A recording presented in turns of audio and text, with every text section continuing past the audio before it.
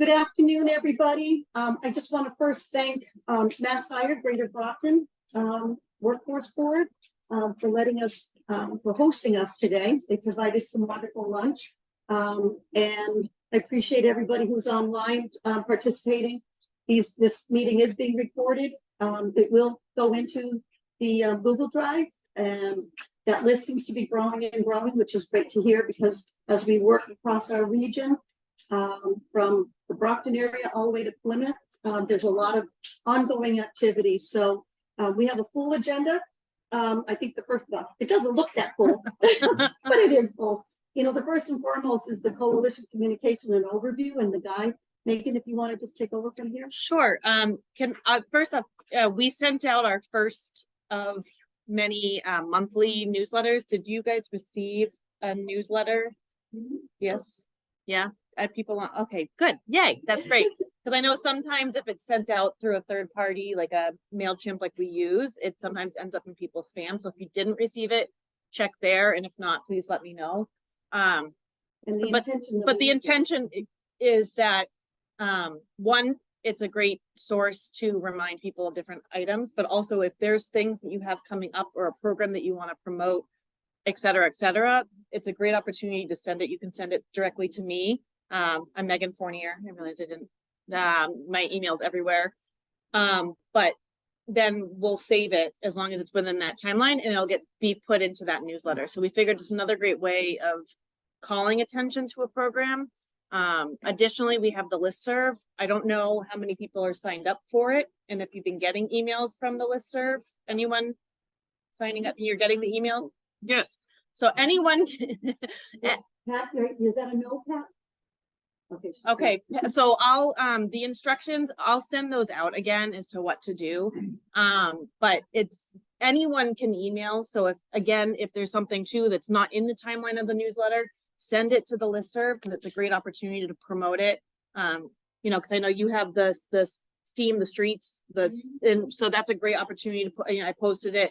And anyone can do that as well. I don't mind sending it out, but you're more than welcome to send it yourselves too. And so that's kind of, and then we also have developed a web page on the old Colony Planning Council website. I don't know if we've launched it yet, but it's almost there, and it's going to have all the materials as well. And it's going to be something that's more accessible to the public as well. So we have the Google, yeah, it is live. There we go. Thank you. And can you put that in, the chat, what am I doing? Sorry. And so there's the webpage, which is going to have, again, access to everything. But the Google Drive is kind of the main source of contact information and putting anything in there. Whereas the webpage, again, is just a great place for anyone to access easy information like the meetings and the recordings and such. So again, really important piece is that these will be monthly newsletters. There will be a deadline. What do we aim to do? We're planning on doing, I believe, the last Thursday or Friday of every month. So basically it'll be the week before that. I need to remember what we just did for the Monday. So I'll put that in there on the listserv and an email that will kind of explain how it's going to work and how you can send things to me, etc. And I just wanted to say thank you to Megan and Elise from my office, because probably a year ago, this wasn't part of their job description. It was just, hey, let's all get together. And it's a little bit more intense in terms of their time, but it is good conversations to be virtual as well as in person. And just want to say personally, thank you for all the hard work and working on this. So I think we want to give Jared, do we give him? Yeah. Sharing, he's able to. Jared, let me just make you a are you going to share your screen? Yes, please. Okay. All right. Let me just make you a co-host in a moment.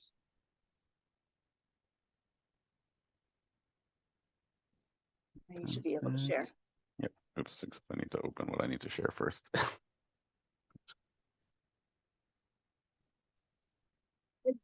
Just while you're doing that, Jared, let's just go around the room and who's here. I'll not start with John because he just took a bite.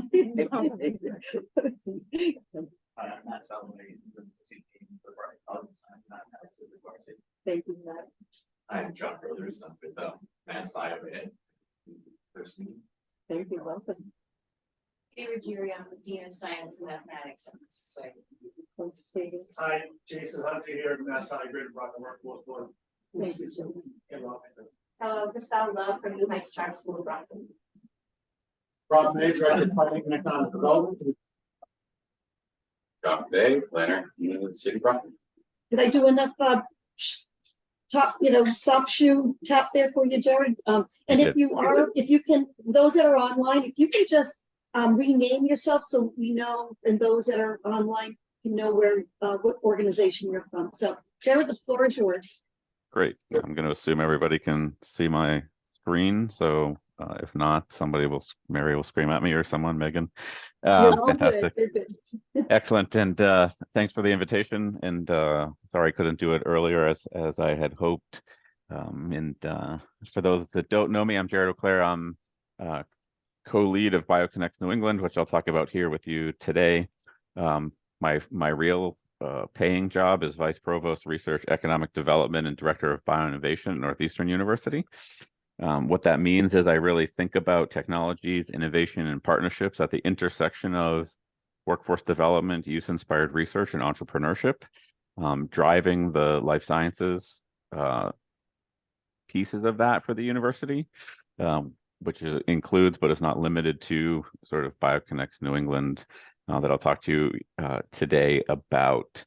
And I heard John Brothers and saw, I think, Ryan's pictures. They can just go to sleep now. So I'm sure they are very familiar with my spiel. And I'm grateful for the opportunity, like I said, and happy to be here. It's I've been on the road for the last 3+ weeks, and it's good to get back to some fun stuff here, which is this for me. So thank you. So I'll just quickly talk to you about sort of some of my educational philosophies and needs for alternative pathways in life sciences. It always makes me laugh as an academic. They always ask us when we're applying for these academic jobs to give our teaching philosophy, which of course nobody has coming out of grad school or a postdoc. But over the last several years, I've formulated some very harsh, maybe is the word, views on the way education should adapt to the world that we're in today. They're harsh because they're tend to make people uncomfortable, which is what I like. We'll talk about BioConnects and biomanufacturing. I'll talk a little bit about workforce development, some of our recent activities, and maybe I'll flip through some case studies. Maybe I won't. I hope that you will interrupt me, ask questions as I go, wherever you would like. And if you're in the room, you might have to shout really loud or something. But please be as interactive as possible. And one of my goals is two goals really for me. How can we help support you all? And how can we do that through building strong partnerships that are based on action and not only me listening to myself speak, because that's counterproductive for me. I also wanted to give a quick shout out to Mike Tavilla, who's our Regional Economic Competitiveness Officer in my office, who helped put the slides together and really has become a driving force behind a lot of the work that we're doing as my time is limited and can only be physically in one place at a time. So we're able to do more things. So grateful for that as well. So as I think we probably all know and have heard, those I recognize many faces here. We've heard about sort of the significant challenges to grow the mass life sciences workforce. I think one of the things that makes me the most crazy is when people say, we don't have enough, literally say we don't have enough people in Massachusetts to do the jobs, where I might caveat and say, or I do tell them, I don't actually think that's exactly accurate. I think we don't have we don't have enough people with the right training or skills to do those jobs, but that's something we can solve. That's not an unsurmountable challenge. So you can see some headlines here that we pulled from different places, such things as, we must build education pathways to help students succeed, grow skilled workforce. Mass life sciences sector has lots of jobs, but not enough workers, et cetera, et cetera. I won't read these all to you. All that to say that I'm going to give you one of the punchlines up front here. I am a strong believer in skill-based work integrated learning throughout one's career through articulated and actualized pathways. All that to say, I believe in stackable credentialing, badges that lead to different other credentials, whether that's a certificate, associate's degree, or something else. All while people work from high school through grave, what I call K to grave learning. I'll say more about that in a bit. It's actually interesting if you look at some of the data that's out there, and I think we lifted these, John. It says it right there where the source is. Look at that. Who knew? Skills are most important, but mass life science companies still rely heavily on traditional pathways, which is interesting. So both, when I interact in the life sciences, it's especially in biomanufacturing, it's twofold. It's life sciences, but there's a bunch of engineering that happens on that side, and we've heard many times that many students, traditional students, graduate, and it takes up to 5 years to train them with the appropriate skills to do the jobs they're being hired for, because traditional academics in the United States is very didactic and theory based, which is important, but skills are as well. So you can see that you can see that my little guy's in the way. Your pictures are all in this way of my numbers. So you can see here, right, like degrees from four-year colleges, 61% from an employer perspective. We have this fancy associate's degrees, non-degreed, et cetera. So really thinking about these things, the thing that the top, yes, this is what we expect. What I'm really trying to push for here, not here present, but here in the grand here of my life, is really this concept of skill-based credentialing or badges and how they can be effective. And the state of Massachusetts, as Ryan can tell you, has also put some stock into that approach, which is super exciting. 90% of the mass life sciences job postings still seek a bachelor degree or higher. We know that if the posting says bachelor degree recommended, even not required, but recommended, people without a bachelor's degree won't apply. And there are plenty of jobs in the life sciences that can be done without a bachelor's degree. As a matter of fact, it surprised me a little bit, but that's probably because I know nothing about the field. Even in quantum chemistry, which is not life sciences, but quantum chemistry, there is a large chunk of jobs that can be done without a bachelor's degree. So really the narrative I'm trying to push nationally is really one based on thinking about apprenticeships and other learning pathways that get people into jobs to be successful, and then giving them the power and options to get the other credentials they might want, right? Northeastern costs $80,000 a year with room and board. That limits access to a great majority of the people in the world, right? So how do we help people access our education? Well, helping them get jobs, and then the companies can pay the tuition reimbursement, for example. So there's other things that we can think about, should think about, not only can, should. So BioConnex New England is really a coalition set out to harness resources and talent across New England to advance the biotech industry. Really, we want to be your conduit and connector to different parts of the industry, whether that's the industry itself, government, academia, not-for-profits, et cetera. Expand and localize biomanufacturing. So really thinking about how we take the innovation in Cambridge and Kendall Square and move it across the rest of Massachusetts, and this in the context of this conversation, but really all of New England, realizing that manufacturing in Cambridge and Kendall Square is never going to happen. It's too expensive. But in Pittsfield or outside of Springfield or outside of Worcester or down South Shore or the North Shore, there are great opportunities to do biomanufacturing close to the research hub. And we know that drives success. If you look at Moderna, they did their initial COVID vaccine development in Cambridge, initial manufacturing in Norwood, which really accelerated and improved the quality, ensure the quality of their product. We want to provide economic opportunities and pathways to the community that focus on disadvantaged areas, women, marginalized populations. Really, at the end of the day, my favorite things are building trust and partnership and getting everyone to realize that science is for everyone. My daughter's taking biology right now in her high school. We live in the Neshoba Valley, so Neshoba Regional, and I just want to bang my head on the computer because I can see the way they're teaching her biology and she hates it. And I'm like, no, this is all wrong. Somebody please. Because someplace along the line, we all know somebody who was discouraged from being a scientist because you're not smart enough or whatever the reason might be. And that's really a sad state of affairs. You know, the analogy that it's not an analogy, the thing that I often say is, you know, because of lack of access or encouragement, it's quite possible that many cures to many diseases died with many people who didn't ever enter the industry. And that's a scary thought. That's supposed to be dramatic, by the way.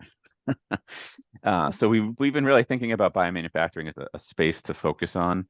The way I think about it in New England is when you develop a drug, you do research, right? You develop the drug. Then there's what I call process development, getting that drug from small volumes, liters, or if you want to think in the US system, gallons, to hundreds of thousands of gallons or tens of thousands of gallons or liters.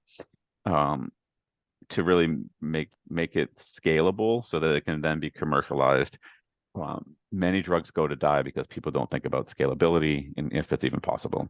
So we can really bridge that gap in the process development of biomanufacturing and then some commercial scale manufacturing. So drug discovery and efficacy testing are the first major steps in the process of getting drugs to patients. Biomanufacturing, it can address that process development and commercialization step that I just mentioned. Companies rely on biomanufacturing facilities to reliably produce and commercially scale products.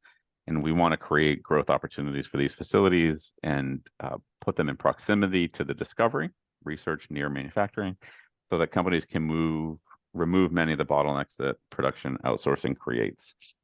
So really thinking about, you know, how we leverage those opportunities. I also think that Massachusetts nationally and internationally is looked at as a leader in the space, which we are, but we're also looked at as a region that doesn't need additional resources. So we have to sort of help ourselves. So really, all of us here and across the state, doubling down to continue our leadership in the space and leveraging the expertise and resources we have through activities such as this. So the cluster started with these as our core key partners. We have many partners that you can see on our webpage. We've entered into New Hampshire and Vermont, and need to touch Connecticut, but really driving this cluster across state lines is really what we aim to do, so that what we do in Massachusetts, people in Maine don't have to repeat, but can learn from us. Yeah.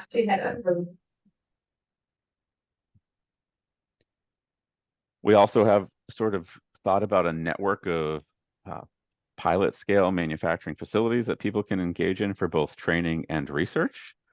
So that goes from Portland, Maine at the Roux Institute at Northeastern, all the way down to Rhode Island, through Worcester and my lab, which can service the North and the South Shore through the university. So lots of opportunities.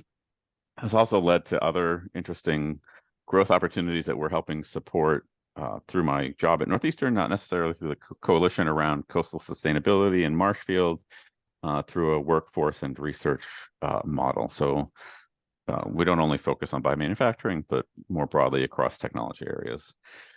So my favorite is thinking about careers and articulated and actualized pathways. So this is a rudimentary articulated pathway, thinking about high school, middle school and high school, all the way through bachelor's, where we stop this pathway with the community, what community engagement looks like, stackable credentials, hands-on learning, you know, really thinking about wraparound services and examples of jobs and salaries.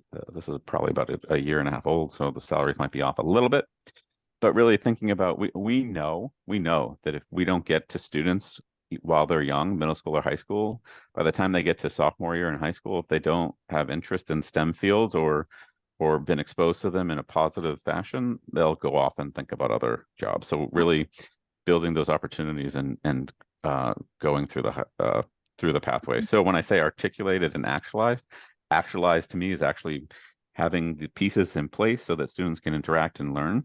So for example, Northeastern now hosts the Amgen Biotech Experience, which is professional development for high school teachers in biotechnology, and then dispensing in classroom labs for those teachers to execute on, right? That can then build exposure and opportunity for those students that links to an apprenticeship through Mass Bioed and biomanufacturing or life science support specialist, can link to associate's degrees, bachelor's degrees, really building all those pieces where the students can engage and learn.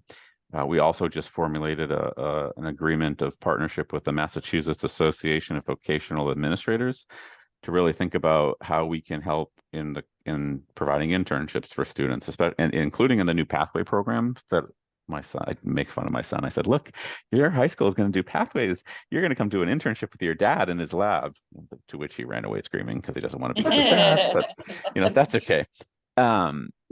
But supporting those type of internships opportunities, really thinking about how we can give students in high school badges that can be transferred to college credentials or credits, if that's what they want to do. Also really thinking about, how I use the word deputize high school teachers so that people in higher education don't have a heart attack as faculty of a university, so that if you're teaching biotechnology at the school, we can give students credit for the equivalent course at the university, as opposed to and when people tell me that's not possible, I get really crazy, because one, it's totally possible, and two, we do it all the time through AP testing. Let's just remove ETS from the equation and really look at courses that give students skills so they don't have to waste their time and money in college. So really trying to build these integrated pathways that give students credit for prior learning, prior work experience, whatever those things might be.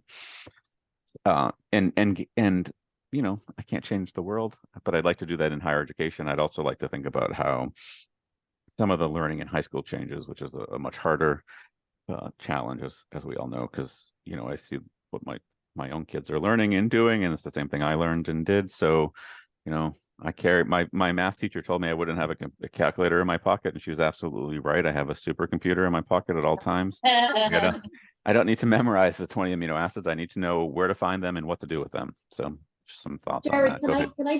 Jared, can I just do a quick stop? I don't know if you want to take some questions in between, Yeah. but Jackie has her hand. That'd be great. Yep. Awesome. Thank you so much, Mary. And Jared, this is really great information. I started the Arts Foundation for this, I guess, similar career pathways, like wanting to partner with an organization such as yours to be a catalyst for students. But what we focus on is, sorry about the loud noise, but we focus on art, right? As like the carrot on top, or the sprinkles on top of an ice cream, right? Like having them look at art as not just something to be creative about, but something as a pathway as well to become a professional artist. And I would love to hear if you guys like incorporate art at some point into this, such that like it's truly STEAM. And if not, like I would love to pick your brain afterwards around that. Because that's it. That's my 2 cents. Thank you. This is fantastic, Jackie, and this is something that I'd love to connect on offline or for follow up also, because I think there's a couple of things that I would say.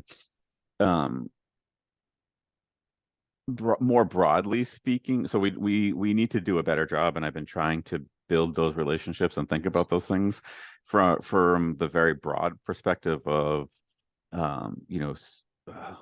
students who work in STEM should also be exposed to literature. They should be exposed to, because my education didn't include this as in college, really thinking about sort of humanities, social sciences, and how the arts can affect somebody's thinking, because those are the perspectives in different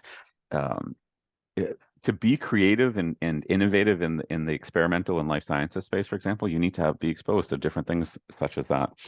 So for art, we haven't really done much, but what I will say is that it's on my mind, has been on my mind a lot, and would love to pick your brain, like I said, and double down on how we might do that, especially since in some time, some timeline that is not mine. You know, we're gonna be engaged at Nubian Square in Roxbury, and Nubian Square will be, they'll have a life sciences training center, a set of them, along with art, right? That's a main focus of that development project is the arts, and how we can integrate those in the same location would be, you know, as opposed to just being like, here's the artist, here's the scientist, like how do we integrate them in that same location is something I'm super interested in figuring out, because I can't think of any other words right now. And Working Jared, with others with, yeah.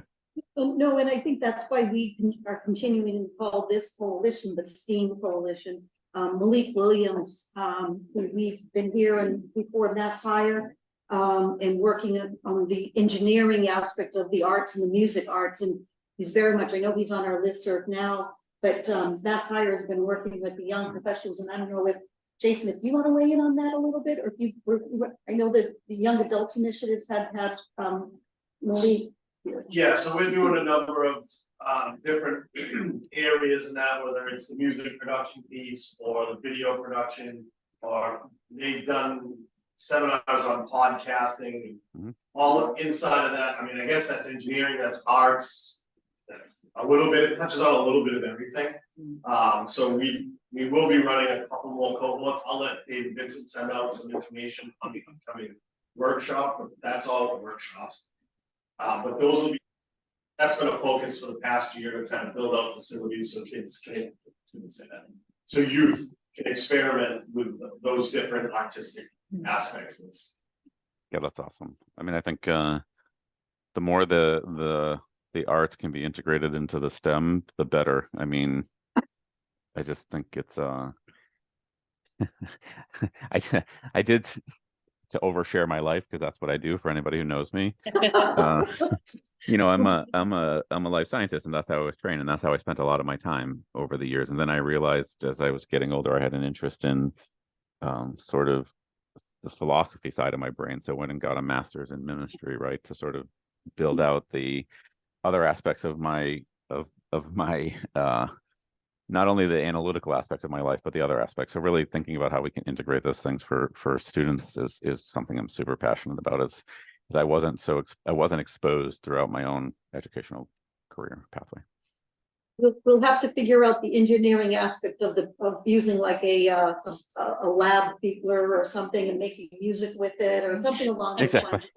But Jared, I know you have a bit of a time crunch as well, so why don't please, I didn't mean to interrupt. Yep. Sounds good. So really, when we think about credentialing, just to, I know I've talked a bit about it, but just to put it in the different context, right? Micro-credentialing is a modern approach to skill development and certification that's gained popularity across various educational levels. They've actually been doing this in computer sciences for decades. IBM gives tons of their own badges to people who work for them. They're short, focused learning experiences that provide tangible evidence of competency. Right, I think that's one of the keys. If I give you one of the keys of a skill-based credential is it's been validated and you have been evaluated in some fashion by someone who can put their name behind it, whether that be the university or someone else. They're flexible, personalized. You can stack them into larger credentials, they make students more employable historically, right? One of the challenges is getting industry to recognize them. There's some significant momentum in that space right now, thanks to the state and other players across the country. So we're really looking and hoping, that Massachusetts leads the charge in what this can and might be moving forward, even to the point where we partner with a group called the Biosciences Core Skill Institute. And I deploy my team to high school classrooms, and the students might do a pipetting, might want a pipetting badge as a credential. The BCSI is sort of has an evaluative tool that we use. If the students pass it, they get the badge. Then they have that skill, and you can add those up, et cetera, et cetera. So really the point is stackable skill-based learning. A couple of quick things. You know, we've worked with the City of Lynn to sort of develop a workforce development plan around the life sciences and what that might look like through engaging different organizations in our network and trying to help where we can.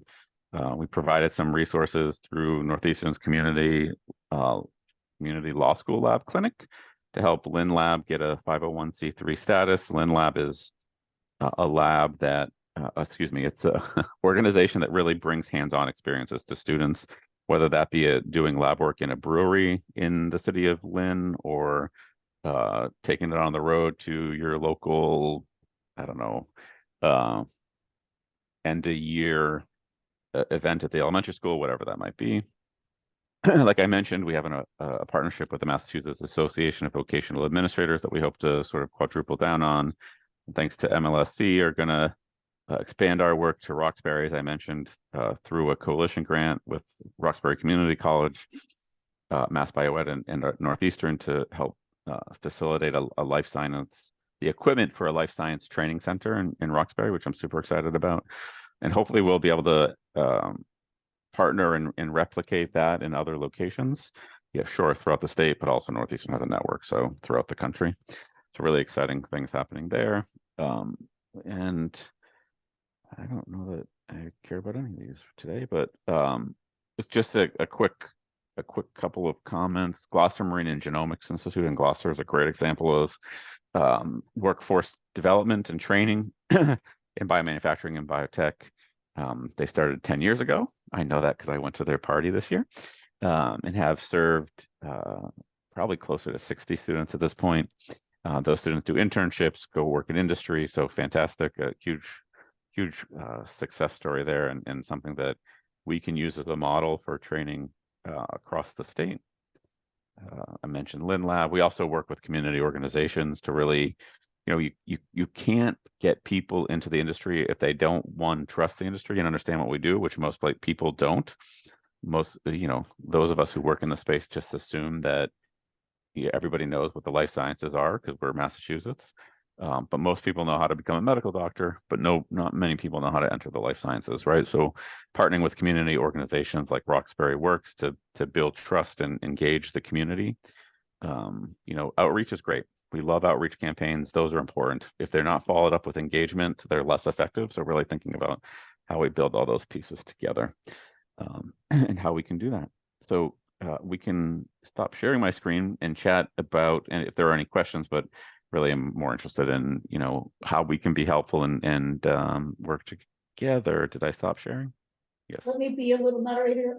Pat Monteith has a question, and then we'll go inside the room. Yeah, three things kind of quickly. One, I became a real big believer in badging probably about 7 or 8 years ago, and got a bunch of little badges in areas of, interest that I had no experience in or knowledge in. So it really is something that's really a good pathway to look at.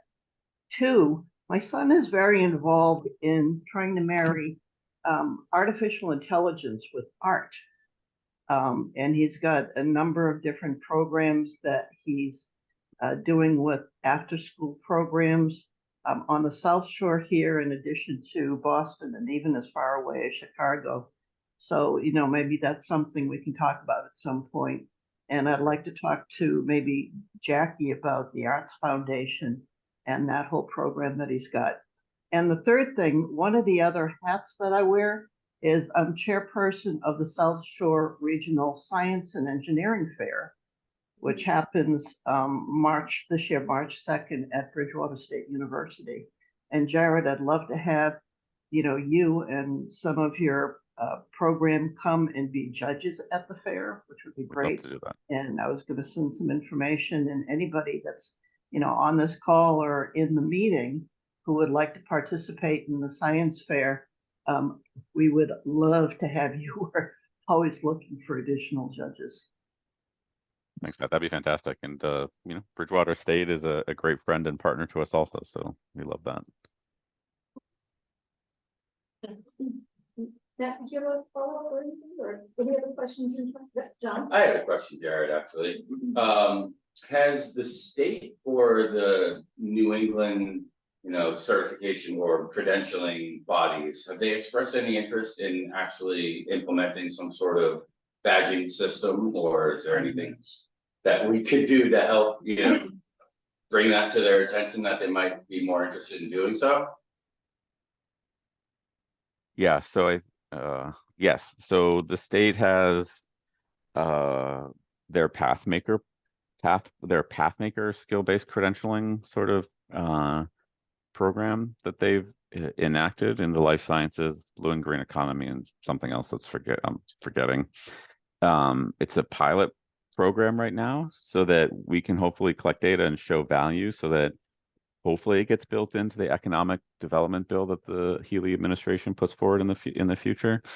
I know Ryan in MLSC is spearheading the bio side of that, which is fantastic. So I think that's one of the reasons why I think we're in a moment of time where the state can really show leadership in this space.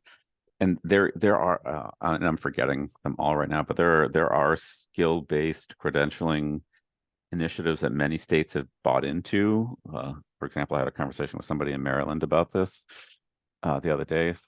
So through some sort of national work, not my work, their work, national work. So I think the more that we can push on these things, talk about these things, socialize these things, the better. Part of there's two challenges. Oh, there's more than two challenges. Two big challenges that were industry recognition, which I acknowledge. The other thing that's really interesting in these spaces is really breaking down any stereotypes that might be put around them, right?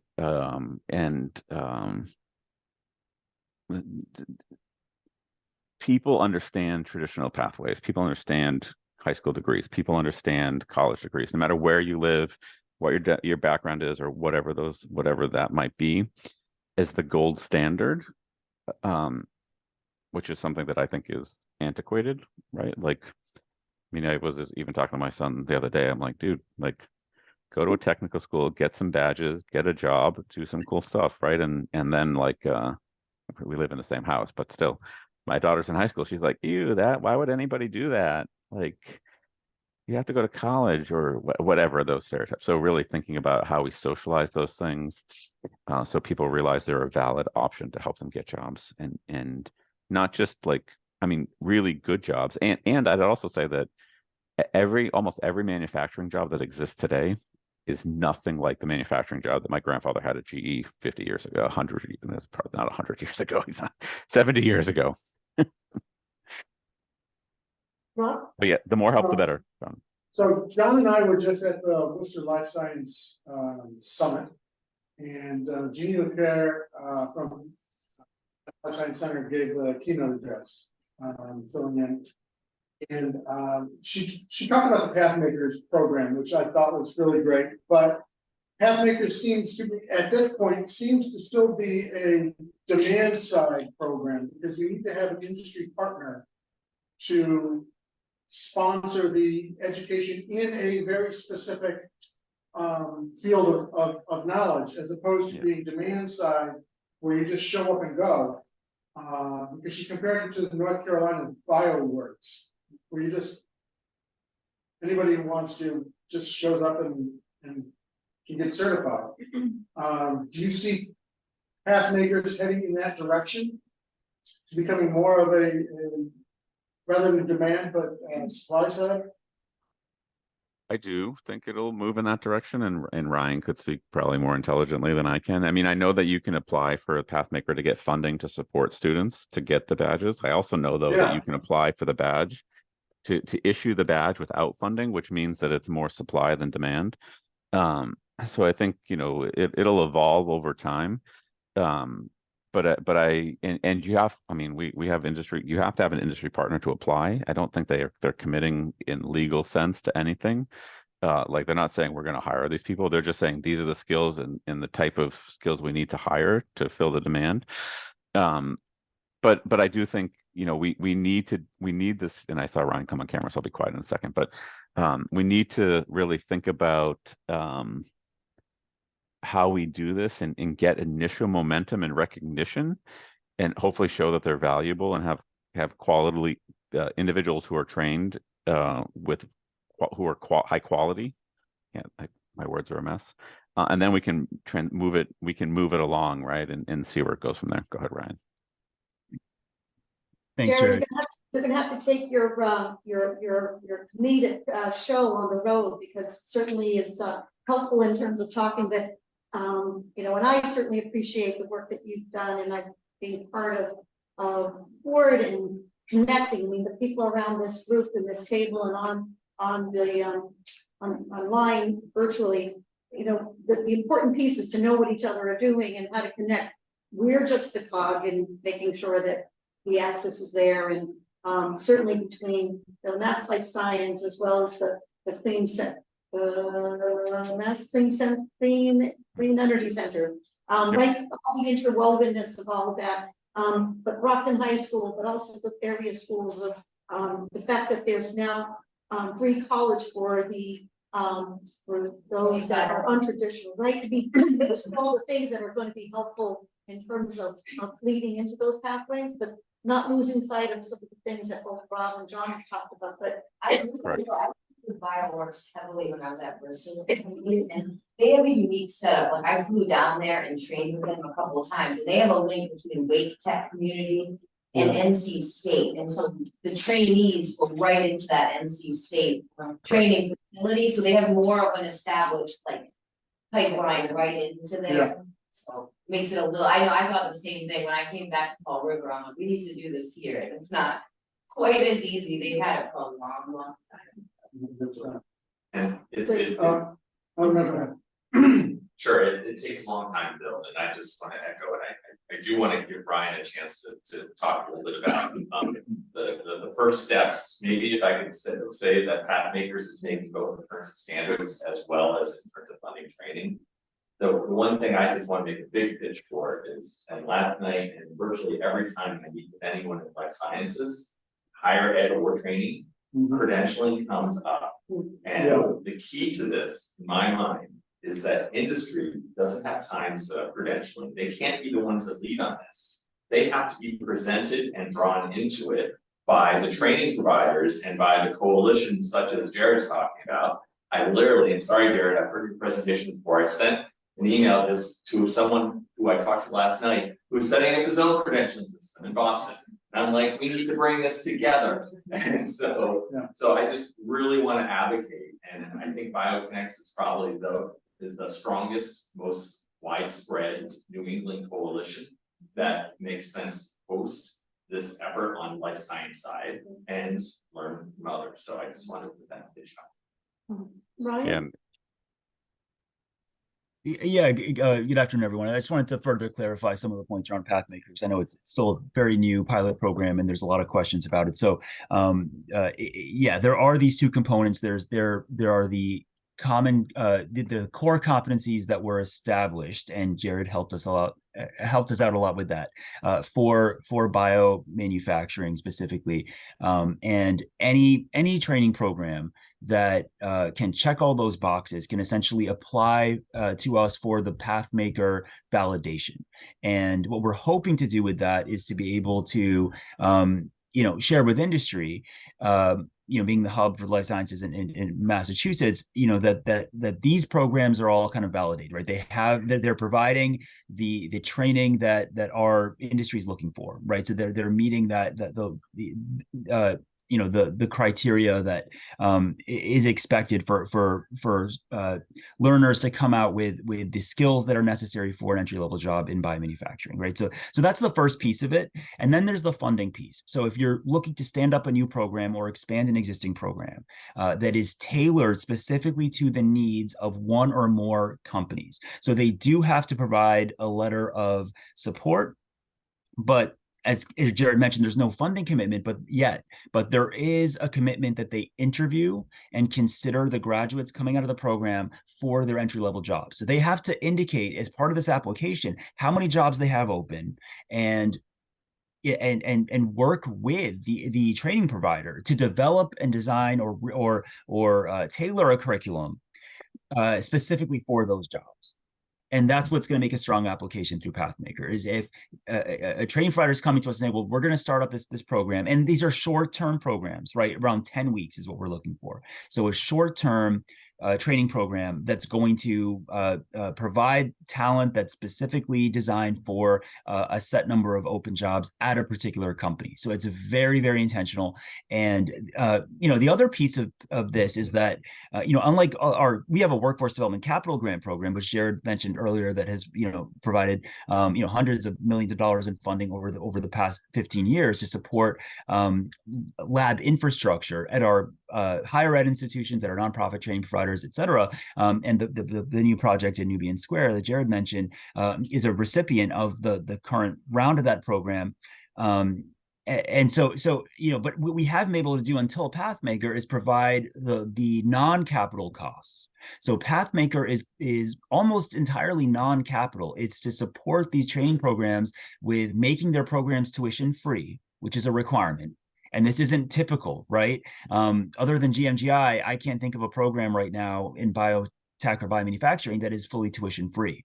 So this will ensure that those programs can not only be tuition free, but that stipends are offered to students as well. So there's a lot of wraparound services and things like that Pathmaker can provide funding for.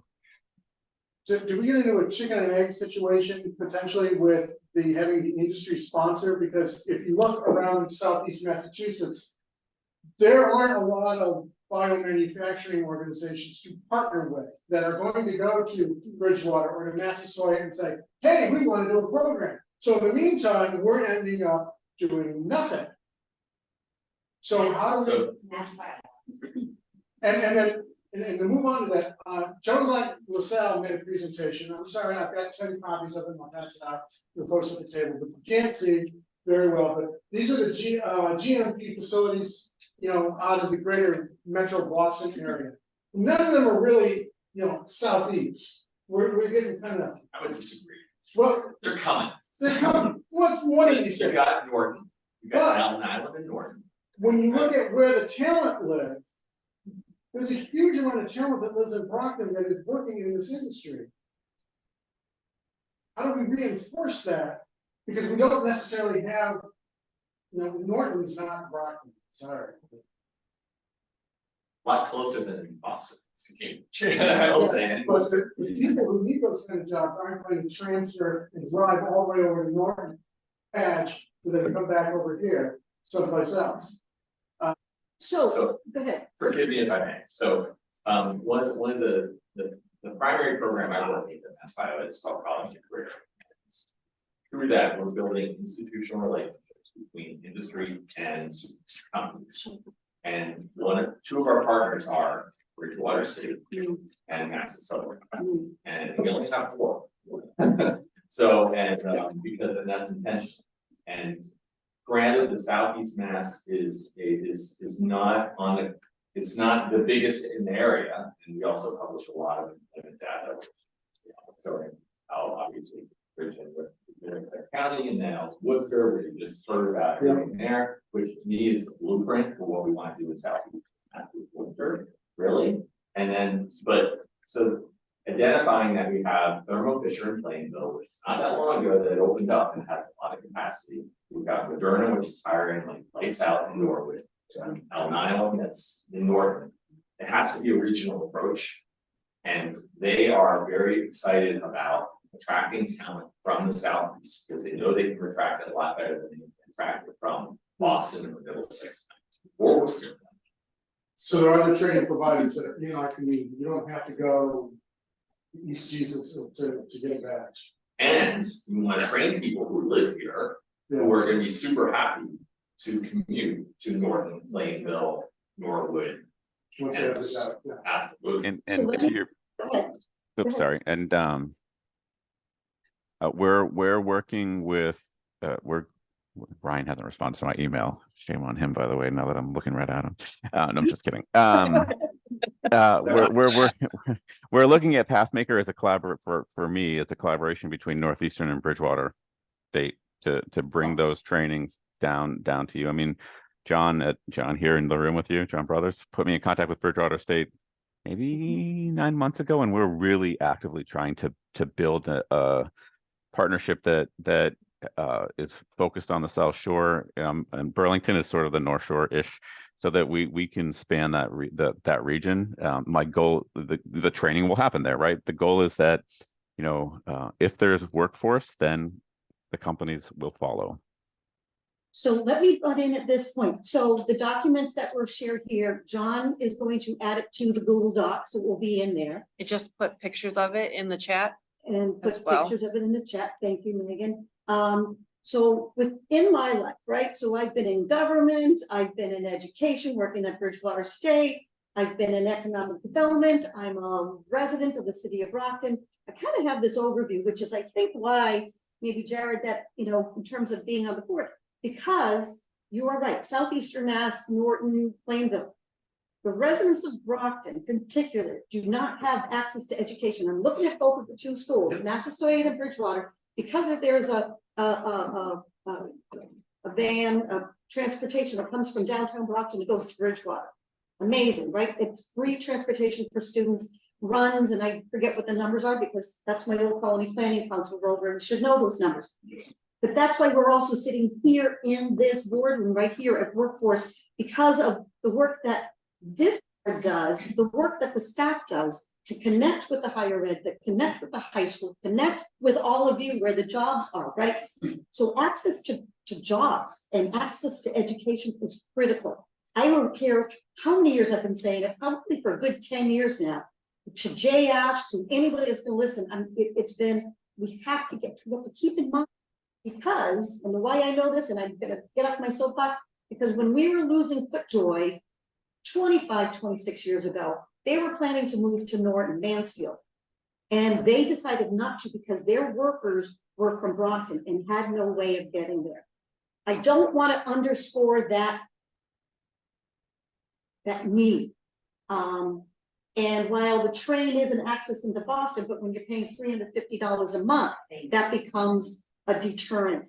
I will always, and while I know this, my daughter's friends and schools, and she went to school here, they're all over the place. It just is a reality, and I want to make sure that we continue to keep our feet to the ground because, right, 30 years ago when I was doing the economic development work here, we couldn't draw because at that point there wasn't a source of residents who had the attainment that was needed to be in the bio and life sciences. And I know both Ryan and Jared, you have really have the work that's been done along with the colleges and universities. So I just have to put it out there, because I know that Jared, you're working with Bridgewater, but when John and I have met, and Matt and I think it's important if you want to foster that pipeline to reach out to Massasoit too, because we're feeding the pipeline to Bridgewater. And our students honestly feel like they're forgotten a lot of the time because everything goes to BSU and we're trying to facilitate transfer there, but they're like, why? Because we're the ones that are forgotten. And truthfully, I can say this with pride and with confidence, our STEM graduates are strong. And that's no shade to Bristol where I came from, but this is a different level than I worked with at Bristol, for sure. And I think it's, again, this is not condemning or anything. This is the, when I worked at Bridgewater, what was the percentage? 65% of the students come from the region. They're not coming from out of state, they're coming from here. So they're coming from Brockton High, which is the largest feeder system to Bridgewater State. And New Heights Charter, I have to give a shout out to New Heights. Certified curriculum. Right. And it's the only one Like, in Southeast Mass. They showed up and showed out for our STEM. We're having their intern. And we have the transformation projects. We meet with our architects every Friday or every other Friday. We are looking to outfit the labs to address the needs of the pipeline. So any input that we can get from our industry partners is much appreciated. Not only do our students tend to come from the region, they also tend to stay Stay in the yes. region. Yeah. I can hear Fred Clark saying. They really are investing. And that is our role in public higher education. And the industry is excited by that. But So- clearly it can't happen overnight. No, And this is where the hard work has to Yeah. happen, it's at this table and on this screen. this table and those that are Well, and I just did that. That's all right, I'm good here. It might be a good time for you now. Jason, to maybe weigh in I on it. can't follow whatever just happened. I just feel for everybody. Good afternoon, everybody. My name is Jason Hunter. I'm the acting executive director here at Mass High Greater Boston. Really quick, if you guys don't know what we do, we get money for workforce development initiatives in Massachusetts. There's 16 other boards. So we're obviously one of 50 who takes money from the WIOA legislation to run workforce development initiatives, which Mary kind of alluded to earlier. So one of those things is to participate in groups like this, find out how we can break through or break into avenues such as the life sciences, and develop, pathways or programming workshops around things like this, which is why we're at the table. So really, I know it's kind of 12:30 already, so I'll say thank you guys for coming out. And if you guys want to see some more of the building I mentioned earlier, let me start over. We also run and administer the career center. So if you're ever in a need, that you run into unemployment, you're collecting unemployment, you have to go through the career center to receive services. And we expose you to a variety of workforce services that we can offer you and also help you find jobs. So all of the adult services through the career center are located on the first floor here in the building, which I think most of you are aware of. If you're not, come visit us on the screen. But on the lower level, that is dedicated solely to youth. So youth in our world is defined as 14 to 24. So that's a pretty wide bubble. And a lot of that is mobile. The adult services start at 18 to 24. So that's a long-winded way of saying we do. But we do have, on the youth side, we're able to do a little bit more with the funding because we are also a nonprofit.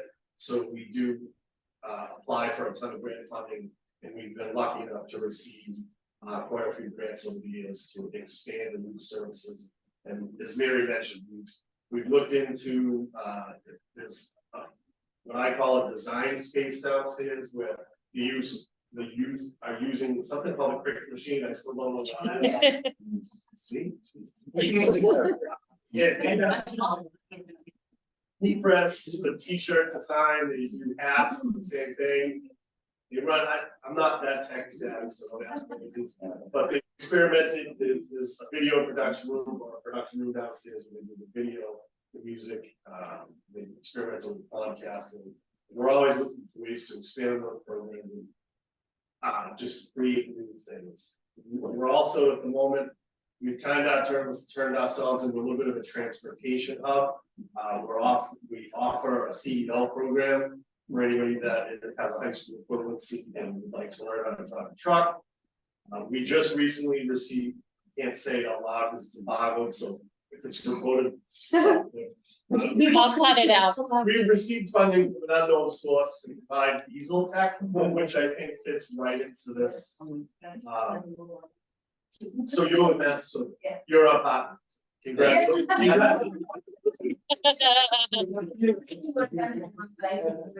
So we'll be offering diesel tech classes to 12 students starting on January 16th.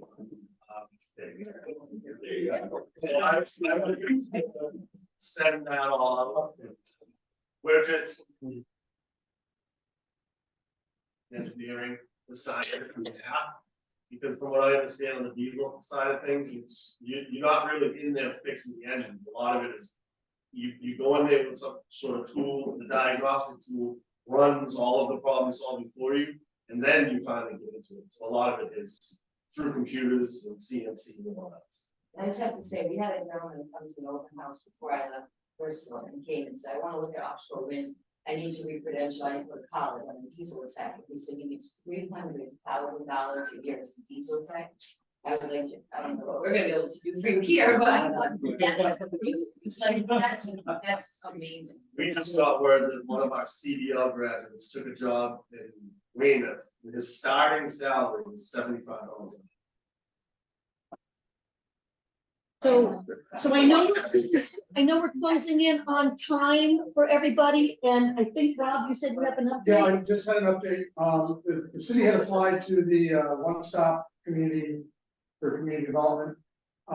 We wanted to get funding to study potential reuse of the Corcoran building as a life science training center. And maybe laboratory or incubator or laboratory space. We did not receive that grant. However, we did receive a grant under the site readiness program to continue our work around Lubbock Brook, which is the area around Good Samaritan Hospital, where we're trying to target all that vacant and underutilized land as potential life science biomanufacturing redevelopment opportunities.